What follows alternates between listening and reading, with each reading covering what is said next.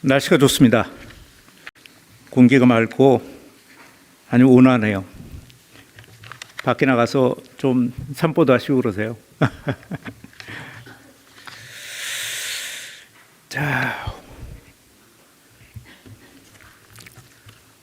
자, 브리핑을 시작하겠습니다. 이규현 홍보소통수석입니다.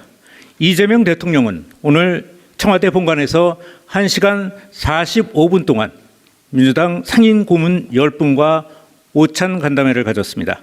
참석자는 권노갑 고문과 김원기, 임채정, 문희상, 김진표, 정세균, 박병석 전 국회의장, 한명숙 전 총리, 정동영 통일부 장관, 이용득 고문입니다. 이재명 대통령은 민주당이 내란, 혼란 등 여러 어려운 상황에서 잘해주고 있다면서 고문들의 고견을 국정에 적극 반영하고자 한다고 말했습니다. 권노갑 고문은 부동산과 주식 등 경제 전반에서 긍정적인 신호가 나타나고 있다고 평가하면서 청년 고용, 저출생, 기후 위기에도 관심을 기울여 달라고 말했습니다. 김원기 전 의장은 그 어느 때보다 정부에 대한 기대감이 높다면서 대한민국 발전에 획기적 계기가 만들어질 것으로 고대한다고 말했습니다. 임채정 전 의장은 당장 휴일이 있든 없든 남북 관계를 적극적으로 관리해 나가야 한다면서 북향민, 고려인에게도 관심을 가져달라고 말했습니다. 정세균 전 의장은 대통령과 정부가 바뀌니까 민생도 확 바뀌고 있다면서 개헌, 선거제도 개편 같은 미래 이슈에도 관심을 기울여 달라고 말했습니다. 한명숙 전 총리는 국무회의 등 모든 회의를 공론화시킨 것은 역대 정부에서 처음 있는 일이라고 평가하면서 이참에 남북 평화의 틀도 잡혔으면 한다고 말했습니다. 문희상 전 의장은 이재명 대통령은 김대중, 노무현 대통령을 섞어놓은 것 같은 실용적 추진력을 보여주고 있다면서 정치에는 타이밍이 중요한 만큼 줄탁 동기의 자세를 유지해달라고 말했습니다. 김진표 전 의장은 코스피 6천 돌파는 실천력 있는 지도자가 등장했음을 보여주는 상징적인 사건이라고 평가하고 무역 환경 개선 등에 쉬고 있는 청년 인력을 적극 활용해달라고 말했습니다. 박병석 전 의장은 미국, 이란, 중국, 대만 사이의 움직임에 예의주시해야 한다면서 해외에 체류하는 국민들의 안전에 만전을 기해달라고 말했습니다. 이용득 고문은 주로 개인이 사서 코스피 6천이 돌파된 것은 국민들이 그만큼 대통령을 믿고 있기에 가능했다고 평가하고 로봇이 인간을 대처하는 상황에도 관심을 가져달라고 말했습니다. 정동영 통일부 장관은 할머니도 국무회의를 보며 주인이 된 느낌을 받고 있다고 전하면서 민주당 내에서 남북관계에 관한 목소리가 좀 더 나았으면 한다고 주문했습니다. 이에 이재명 대통령은 지금 가장 중요하게 생각하는 일은 민생과 경제 문제 해결이라며 부동산에 부가 집중돼 사회 양극화와 서민 고통을 부추기는 고질적인 문제는 반드시 해결하겠다고 말했습니다. 그러면서 최근 부동산에 묶여있던 돈이 생산적 자본시장으로 흘러가는 조짐이 나타나고 있는 것은 매우 자연스러우면서도 고무적인 현상이라고 평가했습니다. 이상입니다.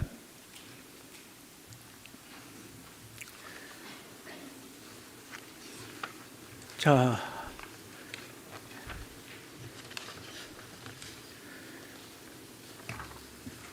질문 있으시면 오늘 오찬 간담회에서 그렇게 크게 질문이 나올 내용은 아니었던 것 같아요. 네.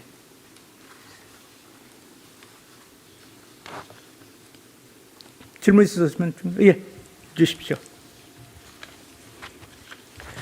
네, 이투데이 문선영 기자입니다. 뭐 오찬 내용이랑 크게 관계가 있는 것 같진 않은데 뭐 오찬에서도 6천 돌파 관련해서 얘기가 나왔다고 하니까 혹시 이 대통령 이거 관련해서 어떤 특별한 말씀이 있으셨는지 좀 궁금합니다. 네, 6천 돌파에 대해서 특별한 얘기를 안 하셨습니다. 대통령께서는 주가 자체에 대해서 중요하게 생각하지는 않으십니다. 그 추세, 흐름 이런 게 굉장히 중요하다고 생각하시죠. 그래서 최근에 이제 그 부동산에서 돈이 흘러서 주식시장으로 가는 생산적 금융으로 돈 줄기가 흘러가는 것, 그 현상들은 굉장히 고무적인 현상이라는 표현 정도를 했고요. 6천 포인트 자체 내에서는 대통령은 별 말씀이 없으셨고 참가하신 고문님들의 얘기들이 굉장히 많았습니다. 오늘 6천 포인트 돌파한 건 맞죠? 아까 최종 주가를 못 보고 와서 그런데. 네, 말씀하시죠. 예, 수석님, 뉴스원의 한재준 기자입니다. 네. 오늘 그 고문들께서 남북 관계 관련한 말씀들도 많이 하셨는데 대통령께서 뭐 이와 관련한 좀 발언을 내놓으신 게 있는지 궁금하고요. 네. 그 현재 뭐 한미 뭐 관세 협상이나 뭐 안보 협상 관련해서도 좀 논의하신 게 있는지 궁금합니다. 직접적으로 한미 관세 협상과 관련돼서는 얘기는 안 하셨고요. 그 남북 관계에 대해서는 저희가 평화 체제를 만들어내기 위해서 선제적으로 여러 가지 일을 해야 된다. 그렇게 말씀을 하셨습니다. 그리고 오늘 아무래도 민주당의 원로분들이어서 그 남북 관계에 대한 얘기들이 좀 많이 나온 것 같습니다. 크게 보시는 분들이어서 역사의 큰 어떤 흐름 이런 측면에서 한반도의 평화하고 남북 관계의 그 협력, 평화 이런 것들이 굉장히 중요하다는 인식을 갖고 계신 걸로 알고 있고 그래서 자연스럽게 그런 얘기들이 많이 나왔다고 봅니다. 네. 네, 안녕하세요. 수석님, 한국일보 우태경 기자입니다. 조금 전에 남북관계 관련해서 저희가 평화를 만들기 위해서는 선제적으로 여러 가지 일을 해야 한다라고 말씀하셨다고 말씀해 주셨는데 여러 가지 일이 뭐 9.29 합의 선제적 복원도 있을 것 같고 좀 여러 가지로 예를 좀 들어서 설명해 주시면 더 감사할 것 같고요. 네네. 또 그리고 모두 발언에서 대통령께서는 대통령 직분은 국민 통합 을 하는 일이라고 하셨는데 관련해서 비공개에서도 뭐 관련한 조언이나 얘기들이 나왔으면 소개 부탁드리겠습니다. 네, 일단 남북 문제에 대해서 어떤 일을 할지에 대한 부분들은 우리가 이제 뭐 대북 확수성기 문제라든가 또는 무인기에 대한 어떤 그 유관 표명 이런 것들을 계속 해오지 않았습니까? 그래서 계속 그런 일들을 우리가 할 수 있는 일들을 또 남북 관계에 도움이 될 수 있는 일들은 선제적으로 하시겠다는 의견을 갖고 계신 겁니다. 오늘 대화 도중에 아주 새로운 무슨 어떤 얘기가 나온 것은 없었습니다. 예, 그리고 관세 협상 관련해서도 잠시 좀 언급은 있었지만 그 부분이 아주 구체적인 언급은 아니었고요.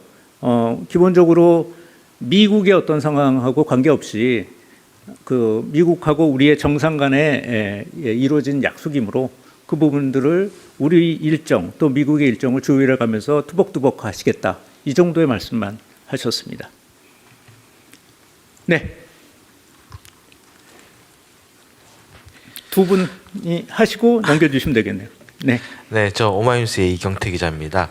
그 김진표 전 의장이 말씀하신 그 무역 환경 개선에 쉬고 있는 청년들을 적극 활용한다라는 부분, 뭐 구체적인 예를 좀 들으신 게 있는지 좀 궁금하고요. 그리고 대통령이 오늘 트윗에 이어서 이날 모두 발언에서도 민주당의 역할을 굉장히 높게 평가했는데 이 부분이 최근 여러 언론에서 다뤄졌던 당청 갈등설에 대한 어떤 언급인 건지 특별한 해석이 있는 것인지 그런 게 좀 듣고 싶습니다. 네, 그 당청 갈등 관련된 거 민주당의 역할 뭐 이런 얘기들 좀 말씀 좀 하셨던 거는 지금 저 민주당이 아까 발언에도 말씀드렸지만 내란의 혼란과 그걸 수습하는 과정에서 당이 굉장히 큰 역할을 했습니다. 그리고 관련해서 또 관련 입법들을 계속 추진해 나갔고요. 그 과정에서 제가 본 또 대통령이 언급하신 것들을 종합해 보면 당청 간에 큰 갈등이 없었습니다. 예를 들면은 먼저 어떤 일이 벌어졌을 때 그거에 대해서 국회의원들은 다 헌법기관들이니까 자기의 의견들을 좀 낼 수는 있겠죠. 그렇지만 이제 이 대통령과 또는 청와대의 뜻과 또 당의 뜻이 어긋나서 구조적인 문제를 일으켰던 적은 한 번도 없었습니다. 근데 그런 것들이 당청 관계에 무슨 갈등이 있는 것처럼 비춰지는 것, 지금 상황이 그런 것들은 좀 바람직하지도 않고 또 그것이 또 현실에 부합하지도 않다. 그렇게 생각하고 계십니다. 네. 예, 소장님, SBS BJ 김한진입니다. 그 대통령께서 앞서 그 다주택 처분 언급 계속 하실 때 청와대 참모들 주택 처분 움직임도 좀 있었잖아요. 같은 맥락에서 이제 어제 오늘 대통령께서 농지개혁 거론을 하셨는데 혹시 청와대 참모들 토지 보유 관련해서 자체 조사나 뭐 이런 움직임이 있는지 여쭤봅니다. 뭐 그런 거는 없는 걸로 알고 있고요. 그다음에 어제 말씀하셨던 것들은 뭐 원칙적으로 아주 그 투기성으로 토지를 갖고 있는 분들, 그리고 또 농촌으로 이주했는데 그 경작을 하겠다고 이렇게 약속을 해놓고 또 어기질 않고 그걸 갖다 안 하고 있는 분들에 대한 얘기로 좀 국한된 얘기고요. 오늘 그런 말씀도 하셨습니다. 그게 전체적인 어떤 그런 일반적으로 농지를 유산으로 받아서 상속으로 받았다든가 이런 분들을 얘기하는 것은 아니다. 그 농지를 토지로, 그러니까 투기의 수단으로 악용하는 분들에 대해서 그 부분에 대해서 언급한 부분이고 확대 해석은 하지 말아달라는 말씀도 하셨습니다. 주로 그 대통령이 항상 좀 뭐라고 그럴까요? 좁히고 깊게 들어가서 어떤 정책을 피시는 분들입니다. 그래서 일반적으로 그냥 큰 그물을 탁 펼쳐놓고선 정책을 펴시는 분이 아니니까 이런 농지 문제도 굉장히 그 한정적으로 문제가 있는 부분만 도려내서 그 부분을 고쳐야 된다는 어떤 입장이라고 보시면 됩니다.